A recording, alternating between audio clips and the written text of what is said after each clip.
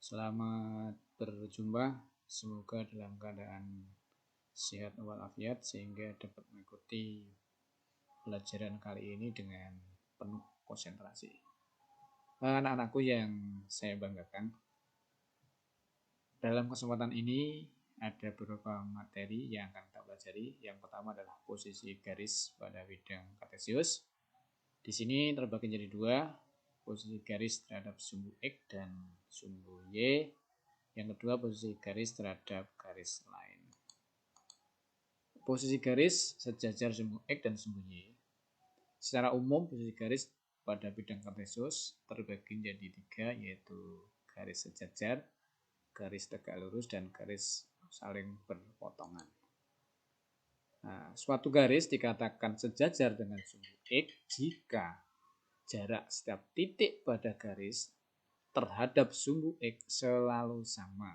Saya ulangi, jika jarak setiap titik pada garis terhadap sumbu X selalu sama. Berikutnya, suatu garis dikatakan sejajar dengan sumbu Y jika jarak setiap titik pada garis terhadap sumbu Y selalu sama. Ini saya tekankan ya, setiap titik dan selalu sama. Artinya tidak boleh ada yang tidak sama. Contoh perhatikan ini ya.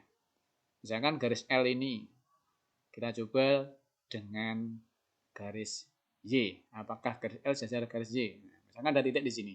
Jaraknya ke garis Y berapa? 1, 2, 3, 4. Kalau titiknya di sini 1, 2, 3. Kalau di sini 1, 2. Oh, berarti garis L tidak sejajar dengan sumbu Y. Sekarang kita coba garis L dengan sumbu X. Titiknya misalkan di sini. 1, 2. Titiknya di sini. 1, 2. Titiknya di sini. 1, 2. Ingat, mengukur jaraknya adalah jarak terdekat dari dua garis. Tidak boleh. Misalkan titiknya ini, yang di sini ditarik begini. Ya. Yang di sini tarik begini. Yang di sini tarik begini. Oh, tidak boleh. Harus jarak terdekat. Jadi, dari gambar di samping, garis yang sejajar sumbu X adalah, oh ingat, mana sejajar yang sumbu X? Oh, garis L, garis K. Garis yang sejajar dengan sumbu Y, oh, saya nunjuknya di sini X tapi saya bilangnya Y. Ya, hati-hati ya. Ya. Yang sejajar sumbu Y, ini sumbunya Y, ini sumbunya X. Mana? Oh, yaitu garis M dan garis L. Nah, berikutnya, suatu garis dikatakan tegak lurus dengan sumbu X atau sumbu Y jika garis tersebut memotong sumbu X atau sumbu Y secara siku-siku atau membentuk sudut 90 derajat. Nah, ingat, secara 90 derajat. Nah, ini misalkan, ini garis L. Titik potongnya di sini. Sudut yang terbentuk ini. Nah, kira-kira, nah, karena ini persegi pasti sudutnya, berarti siku-siku. Oh, berarti L terhadap sumbu Y tegak lurus. Kalau misalnya ada garis seperti ini, nah, ini sudut yang terbentuk terhadap sumbu Y-nya. Nah, ini apa kira-kira siku-siku? Atau misalkan terhadap sumbu X-nya, apakah ini siku-siku? Kamu bisa memperkirakan apakah ini siku-siku atau tidak. Ya. Nah, jadi kesimpulannya dari gambar 2.8 ini, garis L tegak lurus dengan sumbu Y dan garis M dan garis N tegak lurus dengan sumbu X. Ya. Selain L yang tegak lurus sumbu Y mana kira-kira? Yaitu garis K. Lupa nggak memotong.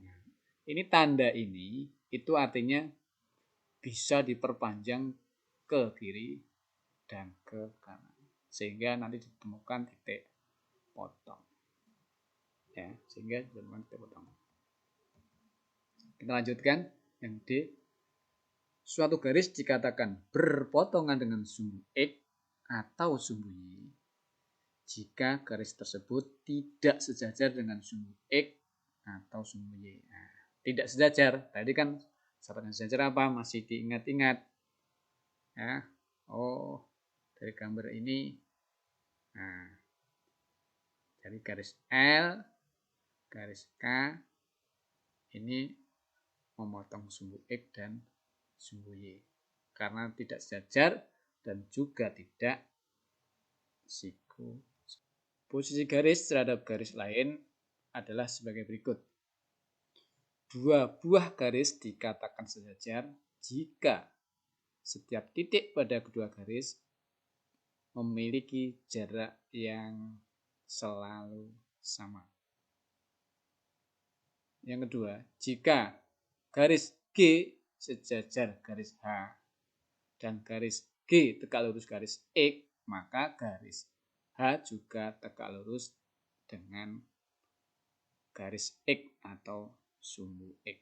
Demikian juga jika garis K sejajar garis L dan garis K tegak lurus dengan sumbu Y atau garis Y, maka garis L juga tegak lurus dengan sumbu Y.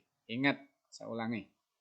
Jika garis G sejajar H, G tegak lurus X, maka H tegak lurus X.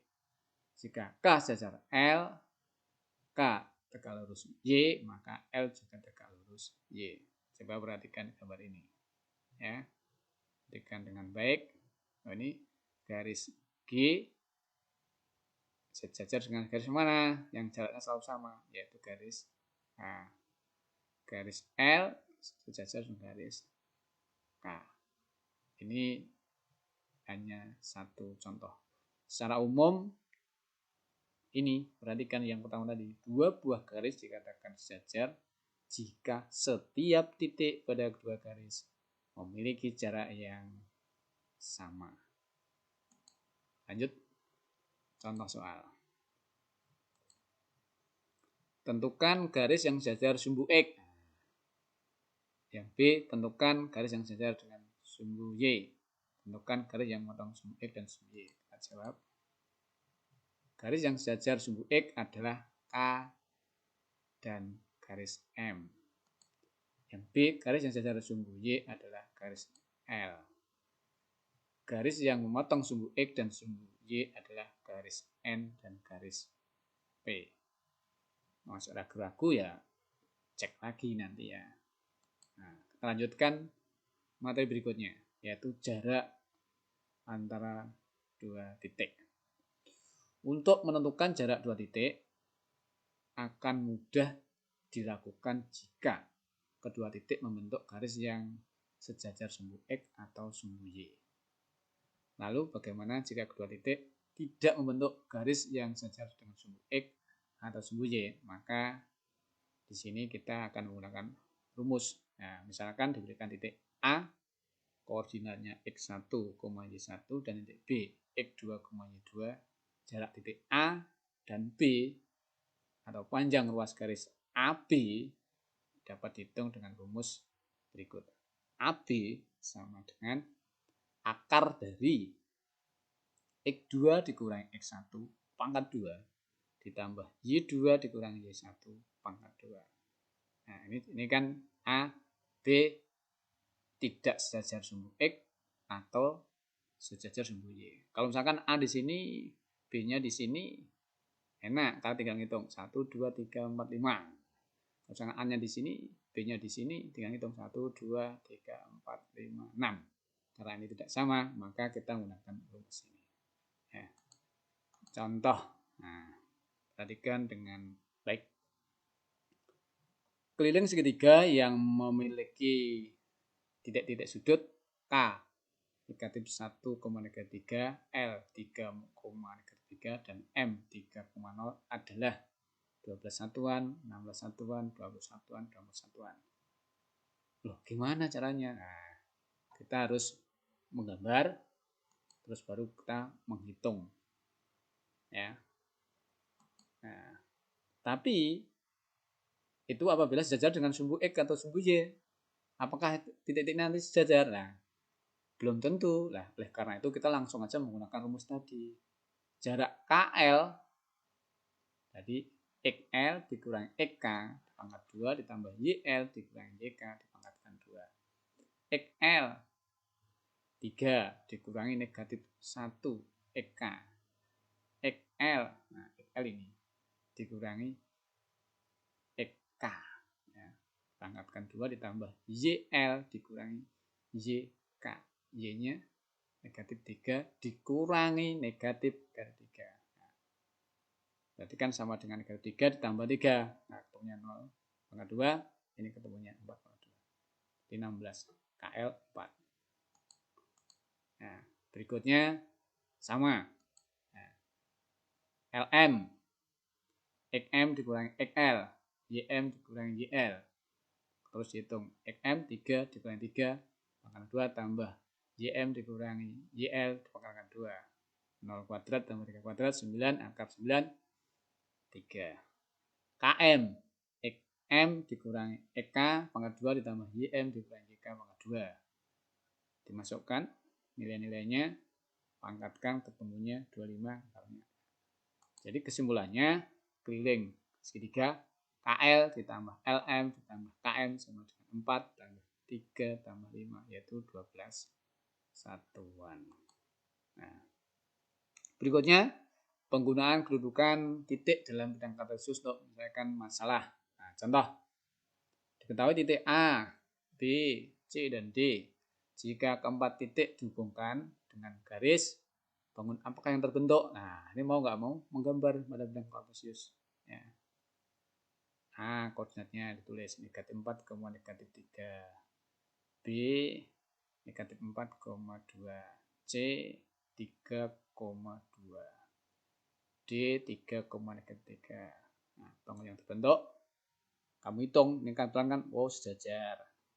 Oh ini sejajar. Oh ini sejajar sumbu Y. Oh ini sejajar sumbu X. Enak tinggal ngitung, ya kan? Oh bentuknya persegi panjang. Bisa dipahami ya? Nah,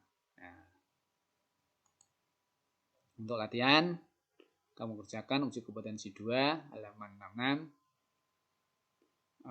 Tidak perlu dikumpulkan, yang penting kamu kerjakan karena saya ulangannya saya ambilkan dari uji kompetensi itu baik dari buku paket maupun buku referensi. Ingat penilaian harian 2 setelah pertemuan besok.